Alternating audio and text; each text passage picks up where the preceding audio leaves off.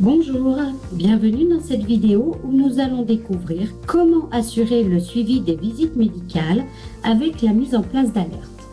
Tout d'abord, il est impératif de compléter via le module organisme le nom des différents services de santé au travail compétents.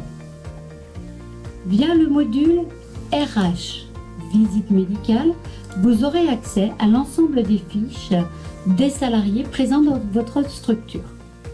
Lorsqu'un panneau danger apparaît à gauche du nom de salarié, cela signifie que la date de la prochaine visite médicale est dépassée ou que la fiche du salarié est sans paramétrage. Pour paramétrer la fiche du salarié, un double clic sur son nom, puis Créer, et vous complétez les différents champs qui vous sont demandés. Par exemple, date de convocation le 15 mai 2018 à 9h. Date effective de la visite le 15 mai 2018 de 9h à 10h.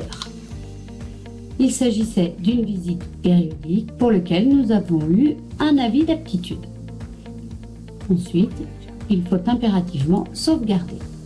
Se crée alors une liste où apparaîtront toutes les visites médicales du salarié.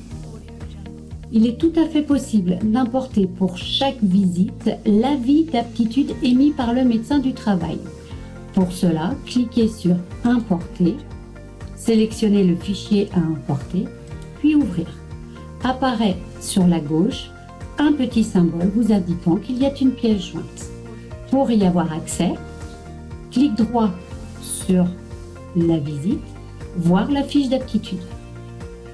Vous avez à l'écran les textes officiels qui ont mis en place les dernières versions de fiches d'aptitude et d'inaptitude. Comme je vous le disais en préambule, il est tout à fait possible de mettre en place des alertes, c'est-à-dire que vous recevrez à une échéance qu'il conviendra de déterminer un mail indiquant que pour tel et tel salarié, une visite médicale doit être mise en place très rapidement. Pour cela, cliquez sur Paramétrage des alertes visites médicales. Il faut activer l'alerte. Vous devez cliquer sur Envoi mail au client, renseigner votre adresse mail. Vous devez aussi renseigner dans cette partie les échéances à laquelle vous souhaitez recevoir les différents mails. Et ensuite, vous sauvegardez. En espérant que cette vidéo vous apportera toute l'aide nécessaire, à très bientôt.